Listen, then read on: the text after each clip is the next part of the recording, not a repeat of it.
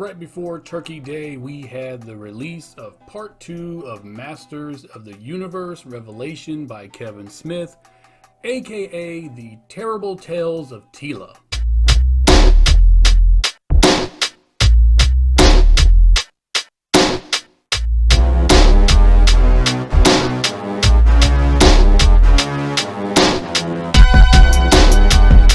So, Masters of the Universe Revelation Part 2 came out right before Thanksgiving, and the question on everyone's minds is, was it better than Part 1? So, before I answer that, I have to warn everyone that this review is going to have all kinds of spoilers, so if you have not seen it yet, go to Netflix and check it out. Especially if you haven't seen Part 1, watch Part 1, then watch Part 2, come back, check it out, we'll talk about it. So, spoilers, you've been warned. And we're moving on. So was Part 2 any better than Part 1? Yes. Part 2 was significantly better than Part 1. Now then, with Part 1 letting us know that this is not the story that we grew up with as kids on Masters of the Universe, meaning that He-Man is no longer a main character, being that he was killed off in the first season and then kind of sort of brought back in the weirdest way at the end of the first part of this series. We are now in Part 2 and we get He-Man back pretty quickly in a weird way. So, kind of he comes back. He comes back as Hulk He-Man. He is a mindless brute force of a human being, and he's just a complete Hulk ripoff is pretty much what he is. This happens when he summons the power of Grayskull without the sword. A lot of people have been calling him Savage He-Man. It's Hulk. It's just the Incredible Hulk. It is what it is. Interesting concept, but kind of, I'm not really feeling it. So first off, animation, top notch. Nothing changed there. The voice cast and the voice acting is phenomenal.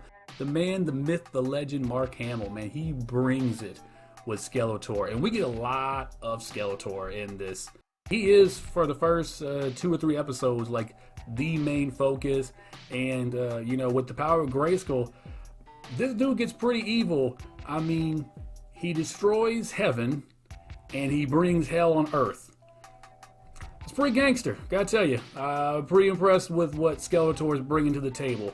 And the biggest surprise of all, which surprised one that it happened, also how it happened, and the fact that it made me so happy for some reason, was Orko. But as usual, Kevin Smith, the focus he does not have on He-Man whatsoever. You would think with Masters of the Universe that the final battle going down is going to be between He-Man and Skeletor, and it's not.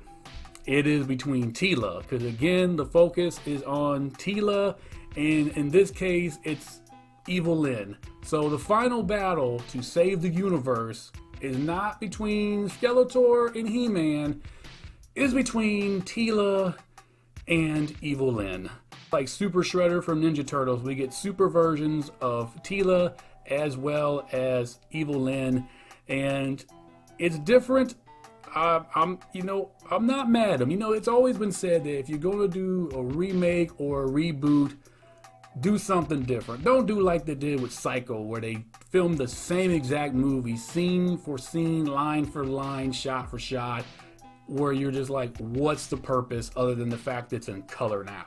You know what I'm saying? Like, I do appreciate them trying something different, but making the main character a side character and making the side characters the main characters, I don't know if I'm 100% sold on that yet, but overall this is way better than the first one. We do get a lot of He-Man. He does the regular version, not the Incredible Hulk version, but the regular version, he does show up. He does his thing, but he is playing part-time to Teela and Evil Lyn. That's the main story. Speaking of Evil Lyn, so Evil Lyn has a makeout session with Skeletor in order to trick him into giving the sword up to her, and them making out, like her getting on top of him and straddling him and making out. I threw up in my mouth a little bit. I was just, because it was just nasty. And I watch a lot of horror movies on a regular basis, and for whatever reason, that scene just it was nasty. Nope, couldn't do it. And what really pushed it over the edge for me, as far as taking this from being, hey, this is actually, better, it's not too bad, they did a good job, to I actually digging this, and I'm actually looking forward to what they do in part 3, is they end it with Skeletor, well, they hint at Skeletor becoming Hordak. Very similar feel to the Transformers movie, where they took Megatron to turn him into Galvatron and he became the new villain. Looked like they're doing a little something with Hordak and Skeletor in this one. And I'm really interested to see where they go with that. So I gotta say, Kevin Smith, you made a comeback, man, and I appreciate it.